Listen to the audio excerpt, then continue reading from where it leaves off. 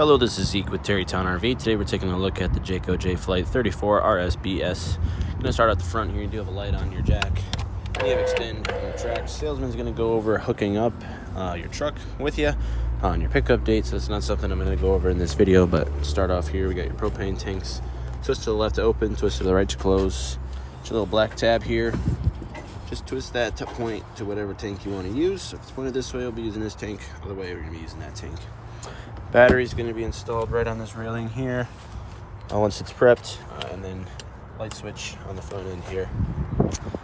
In this front storage bay, just the pass through. Got your cup holder tables in there for the chairs inside.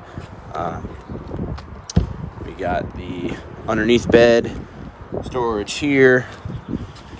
Get your first gray pole right there for draining out your gray tank, and that's all going to come out over here by this sewer exit. You have your black pole right here, and then your second gray pole right there.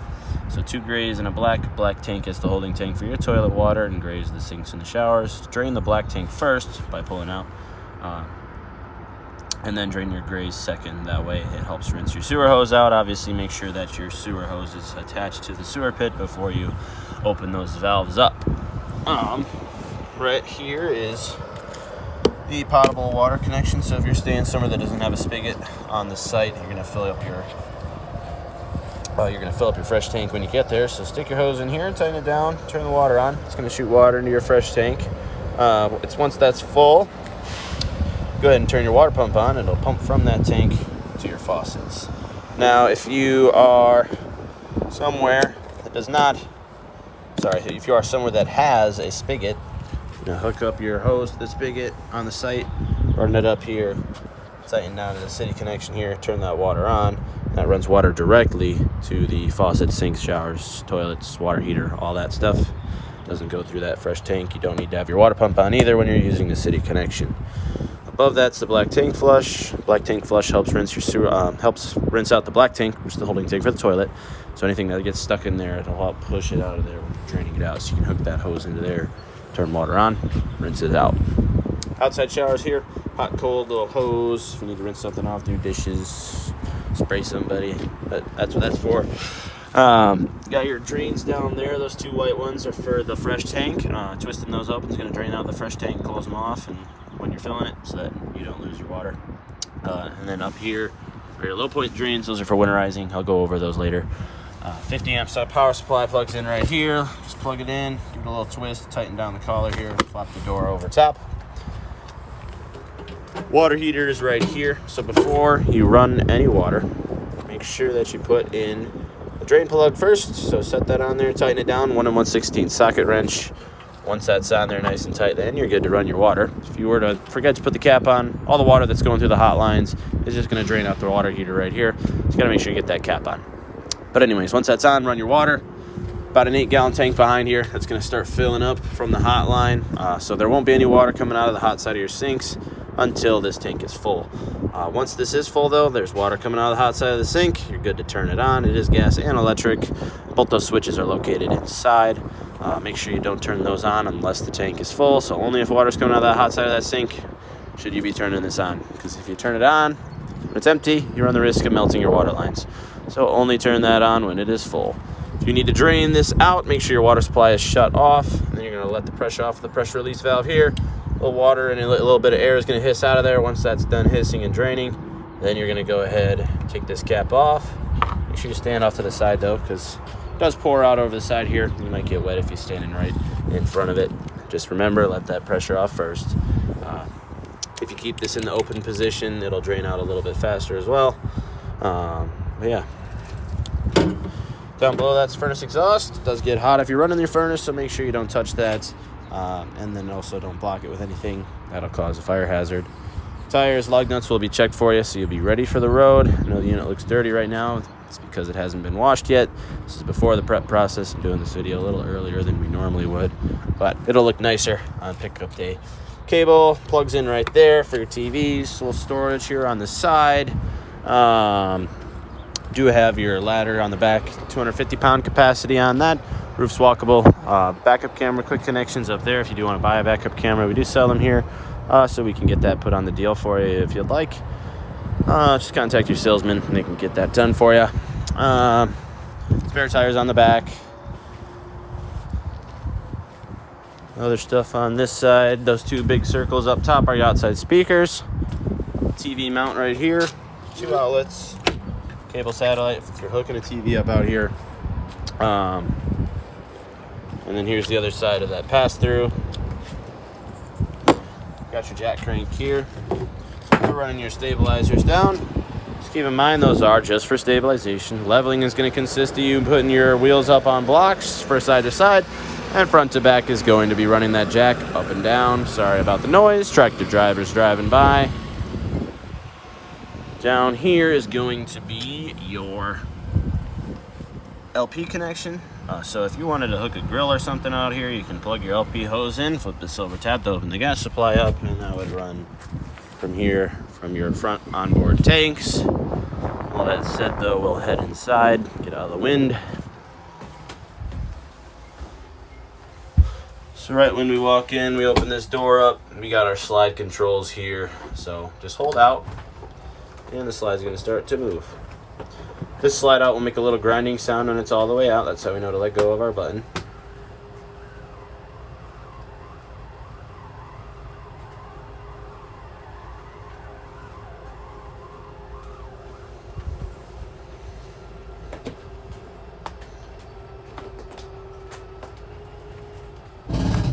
There we go. And then we'll do the slide out over here.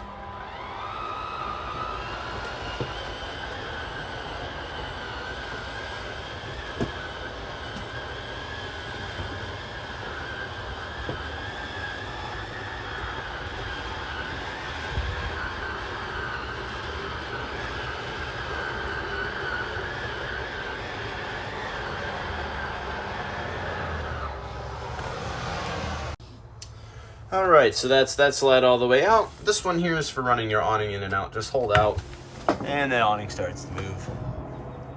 When the flap's facing straight down, that means the awning's all the way out. To pitch the awning, once the arms are all the way out, you just pull down on the joint, and that'll tip it one way or the other, so the water runs off this side.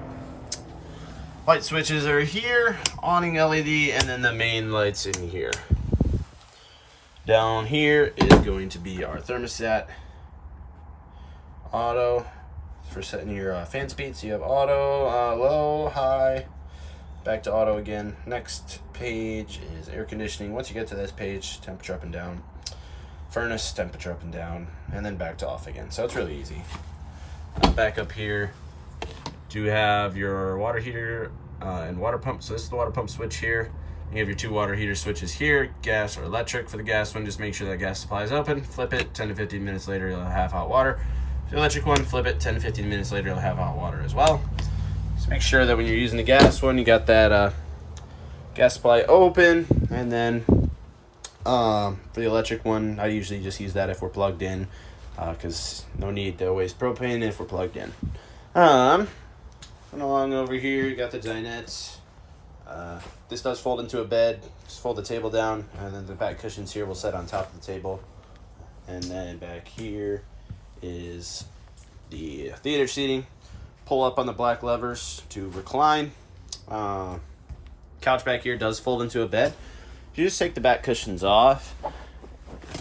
We'll start doing that. Set them aside.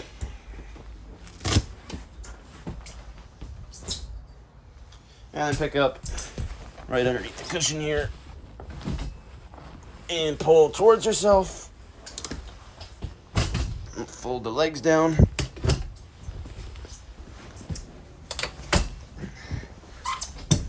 Once those are down, go ahead, flip the back down, and there's your bed.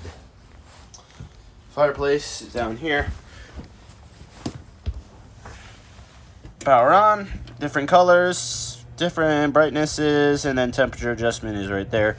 And that's all being shown on the little display in the corner. Just keep in mind, if you're paying your electric bill, that does ramp it up quite a bit.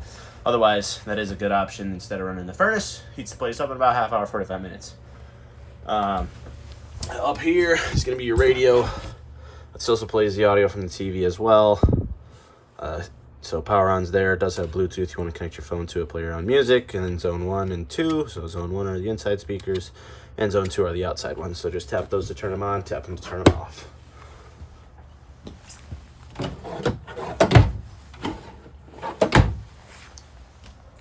Nothing in those cupboards, nothing in these cupboards.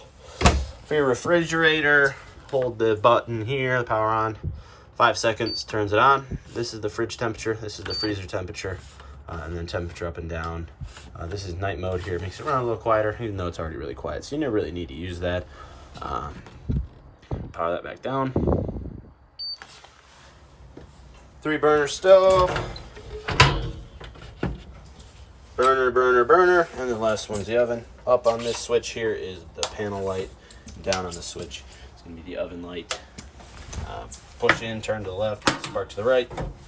Same thing for each burner. The oven does take a little longer to light than the burners. Push in, hold down on the flame marker here, and then as you spark, keep watching down here until the pilot light comes on. Once that lights, then go ahead and open up to whatever temperature you wanted. Just make sure your glass gets folded down for travel. Don't want that slam and shatter on you. Light, fan, microwave's pretty self-explanatory. Type your time in, hit start. Breakers, fuses. Down here, everything's already labeled, so you know what each one does. It is good to have extra fuses with you, though, just in case one blows out on you. Don't want to be without the power to something important. Furnace is behind this black vent here. So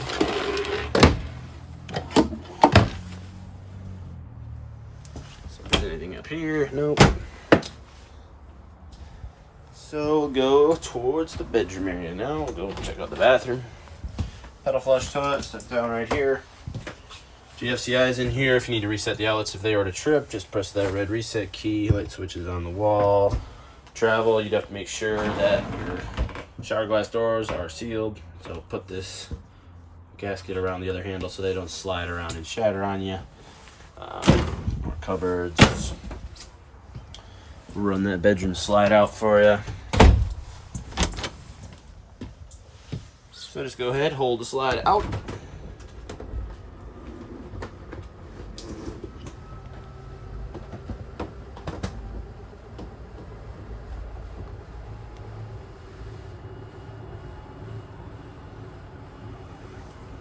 This one's like the first slide, so it's going to make a little grinding sound once it's all the way out.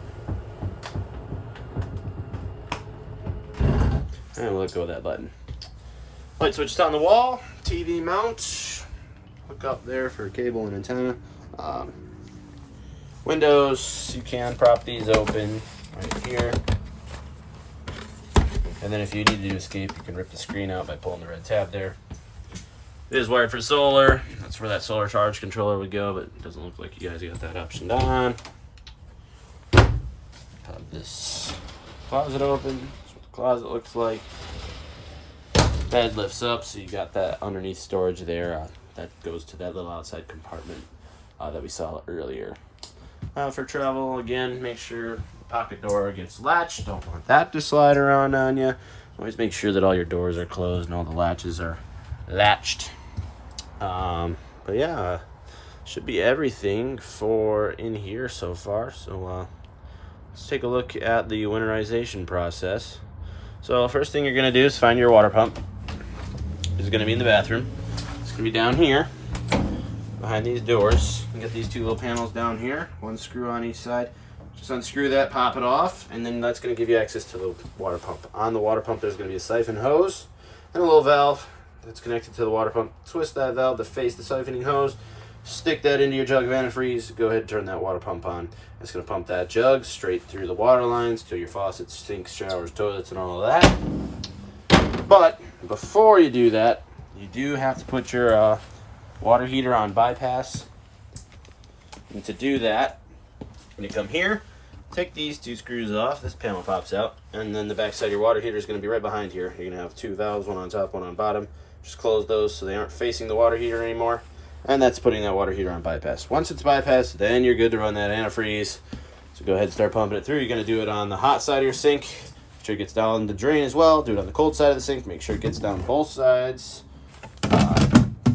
Do that at every faucet, including the outside shower.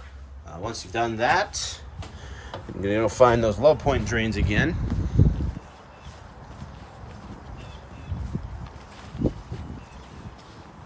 which are back over here. And then you're gonna go and open those up. So right down here, go ahead, twist those open. It's gonna drain straight out onto the ground here. Run it till it's completely pink coming out the bottom. Once it is, that's how you know you got antifreeze throughout the entirety of the lines. Go ahead, shut that pump off. Disconnect your antifreeze thing, tuck those panels all back, and just go ahead and make sure your water heater is drained out. Make sure that your black and gray tanks are drained out as well, and make sure that that fresh tank is empty. Don't want any of those fluids to be able to freeze and crack those tanks, so always make sure that those are emptied out. But with all of that said, that should be everything for this video. Obviously, sometimes there are things I forget to go over in this, so if you have any further questions, please bring them with you to your pickup date. I'd love to get them answered for you. Any additional add-ons you want to do, like slide toppers or that backup camera I talked about earlier, go ahead and contact your salesman about that. The sooner the better. Anyways, can't wait to see you guys on pickup day, and happy camping.